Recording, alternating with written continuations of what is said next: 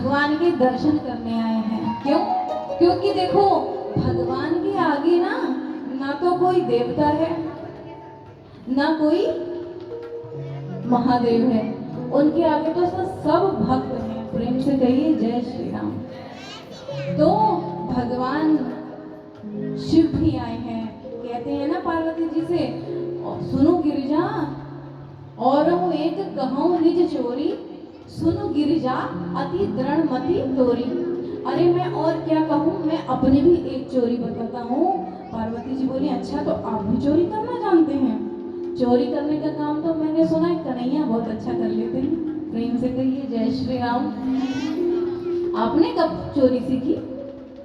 शंकर जी बोले भैया हम तो ठाकुर जी के दर्शनों के लालायित रहते हैं कि कब उनका दर्शन हमको करने को मिले, और उसके लिए फिर तो भैया चाहे चोरी भी करनी पड़े वो भी स्वीकार है।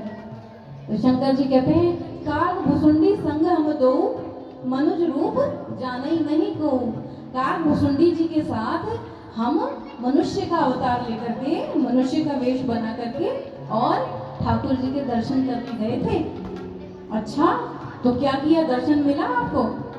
अरे बस यही मत पूछो।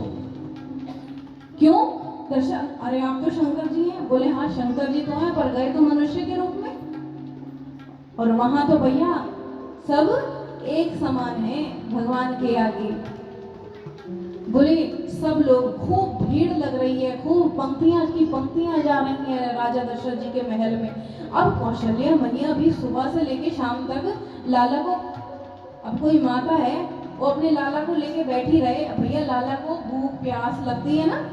अब लोग आते जा रहे हैं, झूला झुला रहे हैं, कोई गालों पे हाथ फेरता है, कोई खिलाता है, कोई झुंझुनू दिखाता है। तो मैया भी बड़ा थक जाती है। मैया कहती है भैया बस अब कल आना, हमारे लाला थक गए हैं। ऐसे नित्य का नियम चल रहा है और लोगों की भीड़ रोज आती है, ठाकुर जी के दर्शन करते हैं।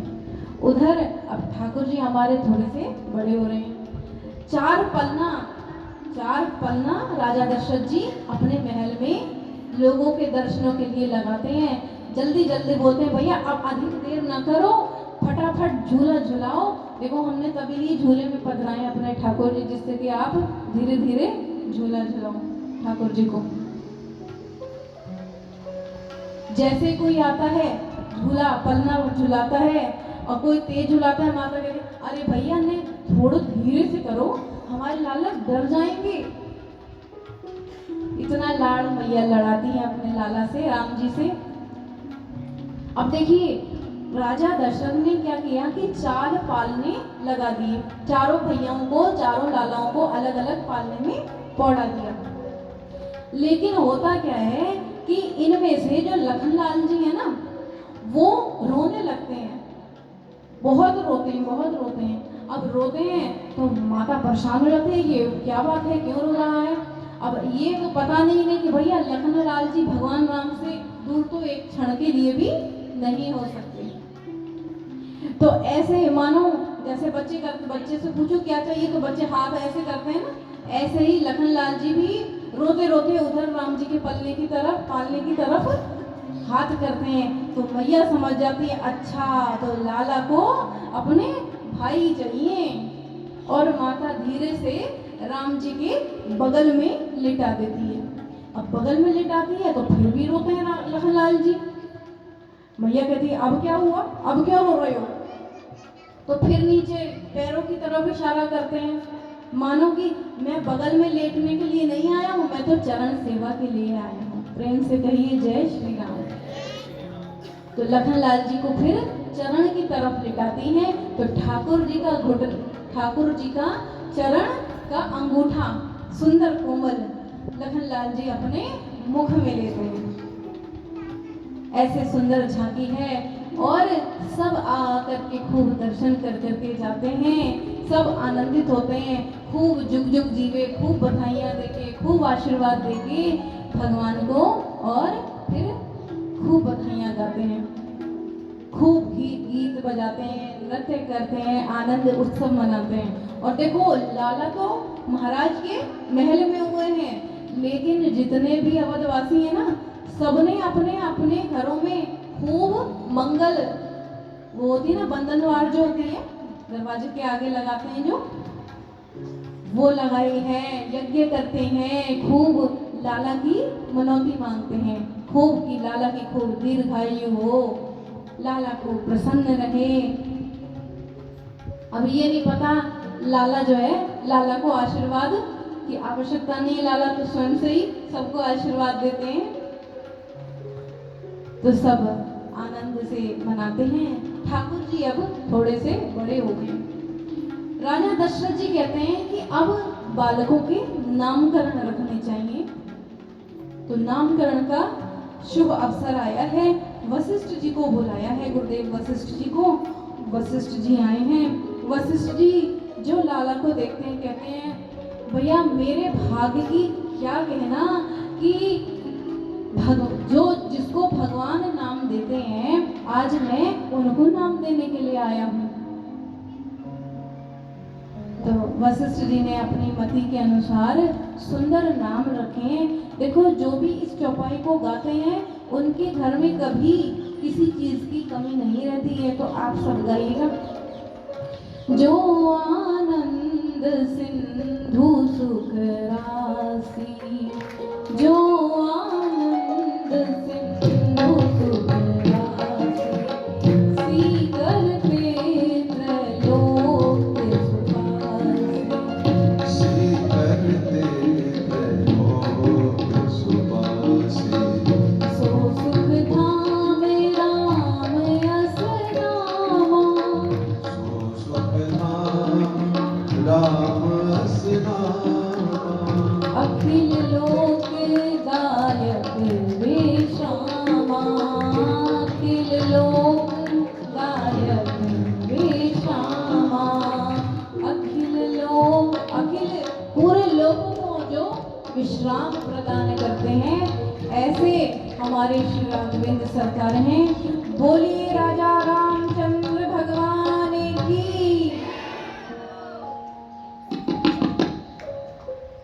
भगवान का नाम राम रखा है, और उनसे छोटे कैकेयी जी के पुत्र हैं, राम जी से छोटे भरत जी हैं, तो कैकेयी नंदन का नाम भरत रखा है।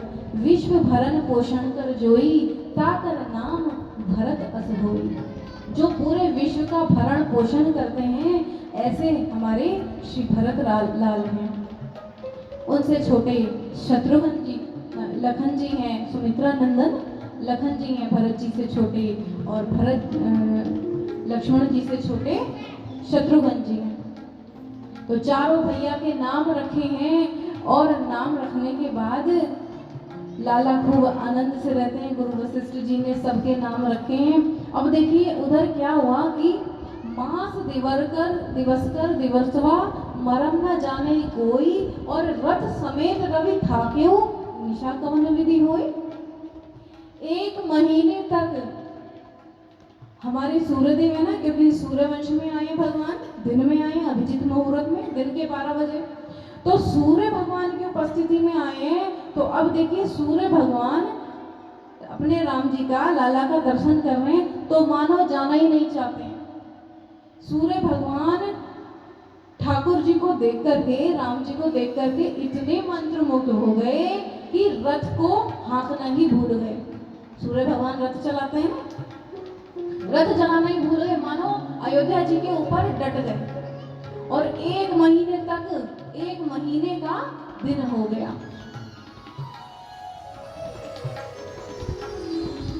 संत लोग कहते हैं ना कि राम जी का तो दिन बड़ा हुआ और हमारे ठाकुर जी की रात बड़ी हो गई। ठाकुर जी ने जब रास रचा था तो ठाकुर जी की 6 महीने की रात्रि हुई थी, जिसमें महारास किया था हमारे श्री कन्हैया जी ने। तो ऐसे ही भगवान सूर्य नारायण हटते नहीं है। अब जब भगवान सूर्य नारायण जाने का नाम नहीं ले रहे, रात्रि बड़ी परेशान, चंद्रमा बड़े परेशान।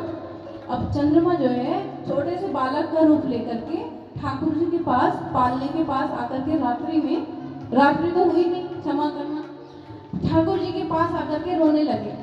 ठाकुर जी ने कहा, क्या बात है भैया, ऐसे शुभ अवसर पर रोते क्यों हो? तो बोले, ठाकुर जी रोऊं नहीं तो क्या करूं? ठाकुर जी ने कहा, क्या हुआ? बोले, देखी सूर्य भगवान तो जाता ही नहीं है, और अब जब ये जाएंगे नहीं तो हम आपका दर्शन कैसे करेंगे? भगवान ने कहा, अच्छा तो ये बात है, तो ऐसा है तुम चिंता मत करो, अगर सूर्य भगवान नहीं जा रहे हैं तो हम तुम्हें अपने नाम के साथ जोड़ देते हैं। और तब से भगवान ने चंद्रदेव को अपने नाम के साथ लगा लिया। तो हम क्या कहते हैं? बोलिए रामचंद्र भगवान की जय हो। तो भगवान तो सबकी अर्जी स्वीकार करते हैं।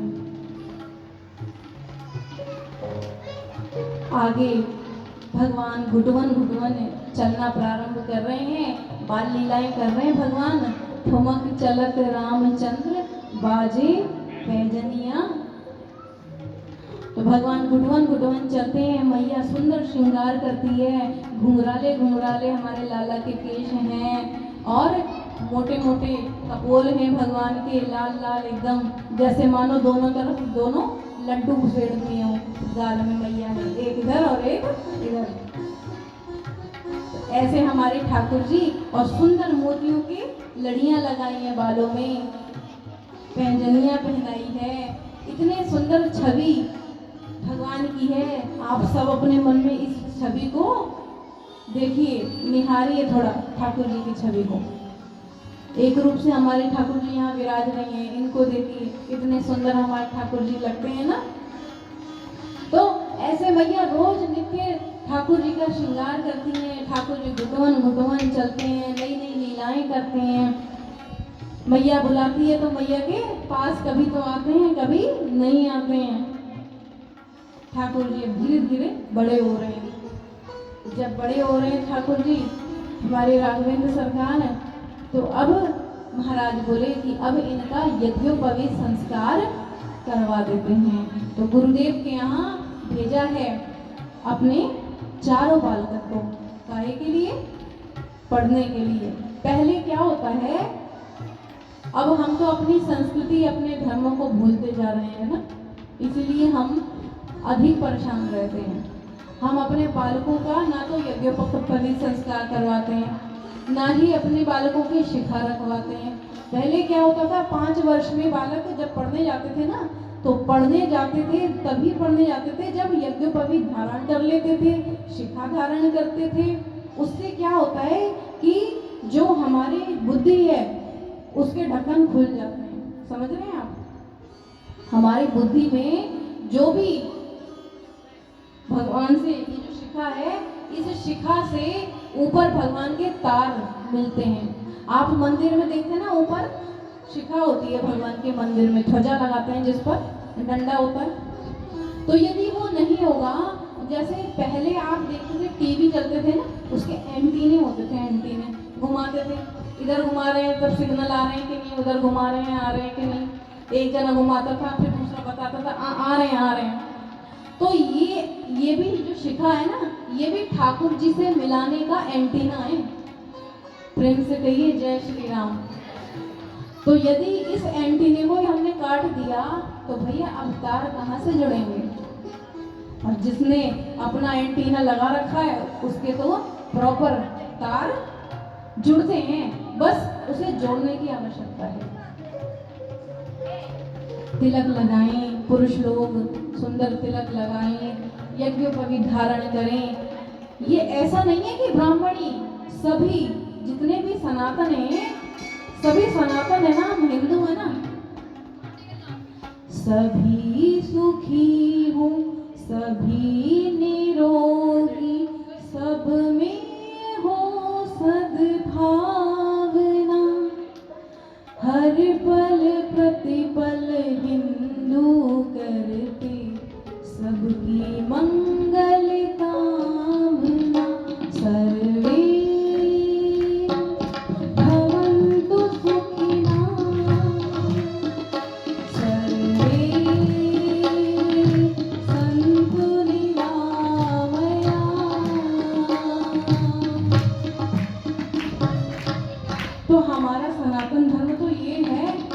सबकी सुख की कामना करते हैं, सबके मंगल की कामना करते हैं। और हम सब अलग नहीं है भैया, एक ही है। क्यों? क्योंकि हमारे माता पिता एक ही हैं, हम एक ही माता पिता की संतान हैं, अलग नहीं है। तो अब से सब लोग अपने बच्चों को, अपने माता भी अपने तिलक लगाएं, बच्चों को तिलक लगाएं, यह नियम बना लें। क्यों? क्योंकि बिना तिलक लगाए भगवान जी को जब हम पूजा करते हैं ना रोज नित्य, सभी, मुझे लगता है यहाँ पर माताएं जितनी भी बैठी हैं सब ठाकुर जी को नहा धो के स्नान करके एक बार कुछ भी नहीं तो प्रणाम करके तो आती ही होंगी अपने पूजा घर में। ठाकुर जी को बिठाया भी होगा तो ठाकुर जी के तिलक लगाएं और फिर अपने। तो इससे क्या होगा, यहाँ पर हमारा ये आज्ञा चक्र होता है। जब ये आज्ञा चक्र होता है तो जब हम तिलक लगाते हैं तो वो जागृत हो जाता है। तो ऐसे ये नियम बना लें और ठाकुर जी इन नियमों से बड़े प्रसन्न हो जाते हैं। क्यों? क्योंकि न जाने किस बात पर नारायण मिल जाएं, न जाने किस बात पे भगवान मिल जाएं, किस पे रीझ जाएं, है ना। प्रेम से कहिए जय श्री राम। तो क्या हुआ, ठाकुर जी अब गुरु जी के यहाँ पढ़ने गए हैं, यज्ञोपवी संस्कार हुआ है ठाकुर जी का, हमारे राम जी का, और राम जी पढ़ने गए हैं। तो गुरु रह गई पढ़न रघुराई, अल्पकाल विद्या सब लाई। ये गयो पढ़न रघुराई, अल्पकाल विद्या सब आई। प्रातःकाल उठती रघुनाथा, मात पिता गुरु ना बही माता। प्रातःकाल उठते रघुनाथा, मात पिता अनुज सखा संगे भोजन करई, मात पिता आज्ञा अनुसरई। राम जय राम जय राम, श्री राम जय राम जय राम।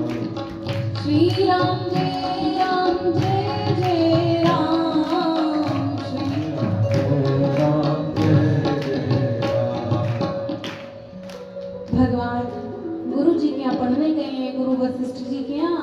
और देखिए वहाँ पर प्रातःकाल भगवान उठ जाते हैं, अपने गुरुदेव को प्रणाम करते हैं और अपने अनुजों के संग भोजन करते हैं। पहले अनुजों को खिलाते हैं, अपने छोटे भाइयों को, तीनों भाइयों को खिलाते हैं और फिर स्वयं पाते हैं। और जो ज्ञान अर्जित करते हैं ना गुरुदेव से, वह अपने भाइयों को पढ़ के सुनाते हैं। गुरु गृह गए पढ़न रघुराई, अल्पकाल यानी कि थोड़े काल में ही भगवान ने सारी विद्याओं को अर्जित कर लिया। और अब भगवान सारी विद्याओं को अर्जित करके पुनः अयोध्या जी में आए हैं। माताएं प्रसन्न हो गई हैं कि भैया कितने समय बाद, 5 साल के तो भगवान गए थे और 5 साल बाद आ रहे हैं। तो 5 साल का प्रभु से वियोग हुआ तो माता बड़ी प्रसन्न है। तीनों माताएं आरती का थाल लगा करके आई हैं द्वार पर। और भैया राघव जी की आरती उतारती हैं, भरत जी की उतारती हैं तीनों माताएं। और राघव जी से बोलती हैं, अरे राघव देखो भैया, मैंने सुना है, मैया धीरे से कान में कहती है कौशल्या जी, राघव मैंने सुना है अपने कानों से कि कई लोग कहते हैं कि तुम भगवान हो, तुम ब्रह्म हो। यद्यपि मैं ऐसा मानती नहीं हूँ, लेकिन भैया यदि तुम भगवान हो ना तो एक काम करना कि मेरे जीवन के ये जो 5 साल बीते हैं ना तुम्हारे बिना, इन जीवन को ऐड मत करना मेरे जीवन में। उन 5 सालों को हटा देना, क्योंकि वो 5 साल तो व्यर्थ हो गए, वो तो बेकार हैं तुम्हारे बिना। ठाकुर जी बड़े प्रसन्न हुए, मुस्कुराए और ठाकुर जी ने कहा जो आज्ञा माता। ठाकुर जी ने माता का सम्मान किया, इच्छा पूरी की माता की। और अब एक दिन की बात है कि एक महामुनि है विश्वामित्र। ये विश्वामित्र जी जो है ना तप कर रहे थे। यूं तो राजा दशरथ दशरथ जी चक्रवर्ती सम्राट हैं, लेकिन जब बालक हो गए ना तो राजा दशरथ जी लालाओं जब किसी के बहुत देर से कोई संतति होती है, कृपया करके भैया शांति से बैठ जाओ, कथा में बाधा ना डालें, कोई भी आराम से बैठ जाइए, बैठ जाओ आराम से। ये बाद में पीना ये पानी वाली ना, कथा में नहीं। प्रेम से कहिए जय श्री राम। तो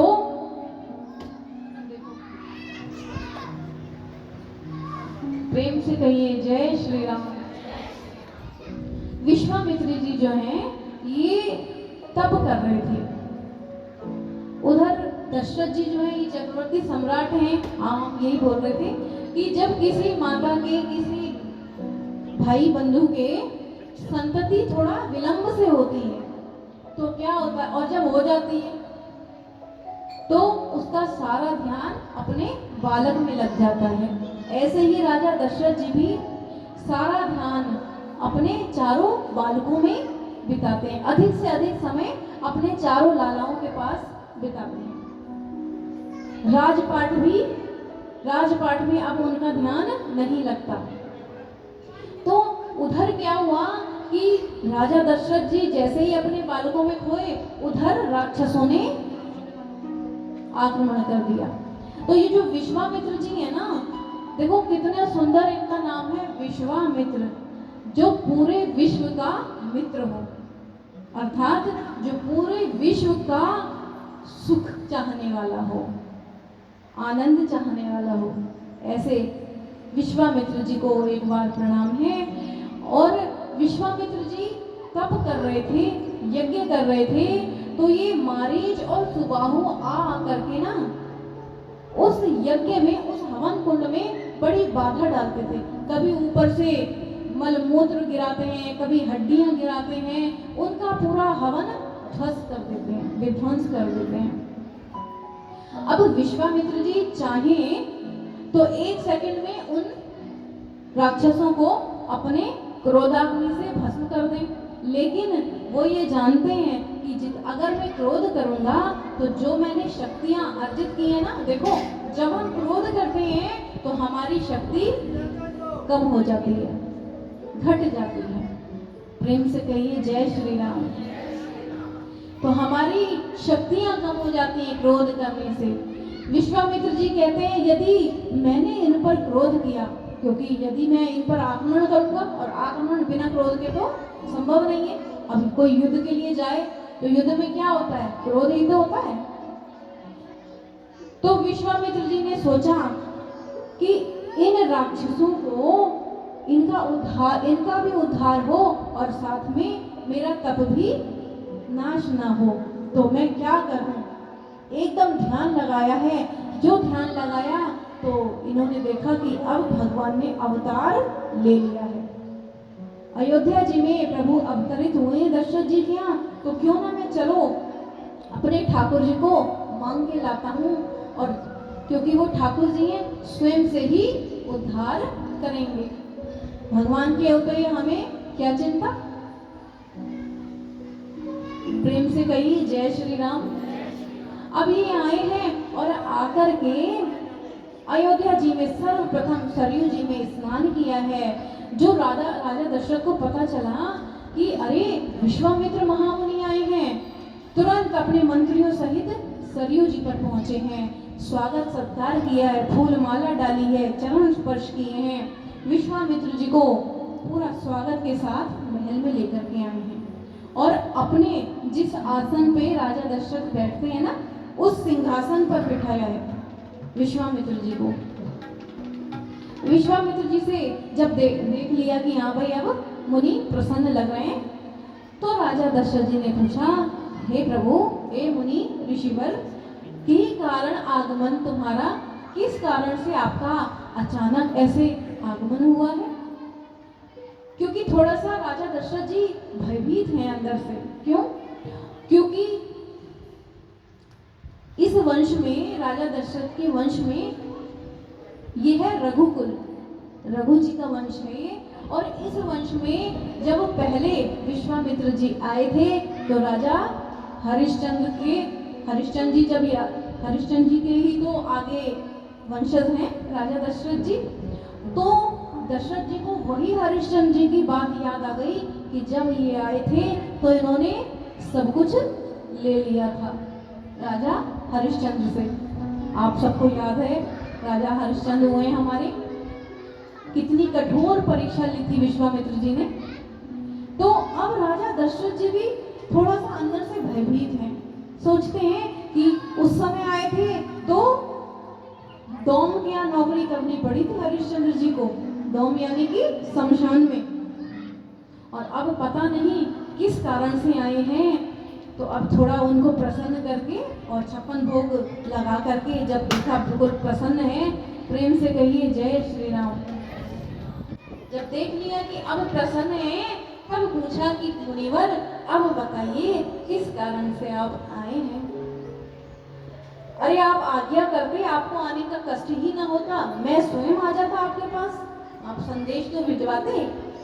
मुनिवर ने कहा देखो मैं याचन आया हूँ, मैं तुम्हारे जो पुत्र है ना राम और लक्ष्मण, इन दोनों को मांगने आया हूँ। और जब किसी से कुछ मांगा जाता है ना तो उसको आदेश नहीं निवेदन किया जाता है।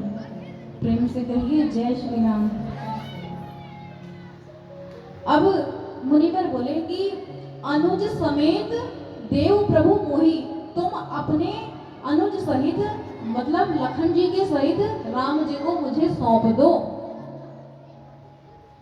जैसे ये कहा वैसे ही दशरथ जी के तो मानो प्राण ही निकल गए हैं। अभी भगवान है कितने बरस के हैं भगवान, 10-11 वर्ष के प्रभु छोटे से हैं। और कहा देखिए मुनिवर आपने अपने वचनों को विचार करके नहीं बोला है। अरे आप सब कुछ मुझसे ले लीजिए, मेरा राज ले लीजिए, मेरा सारा खजाना ले लीजिए, मैं खुद अपनी सेवा में, मैं आपकी सेवा में स्वयं भी चलूंगा, मैं तैयार हूँ, लेकिन राम देत नहीं बने गोसाई, राम जी को मैं नहीं दे सकता। और रो रो के कहते हैं राघव को मैं न दूंगा, राघव को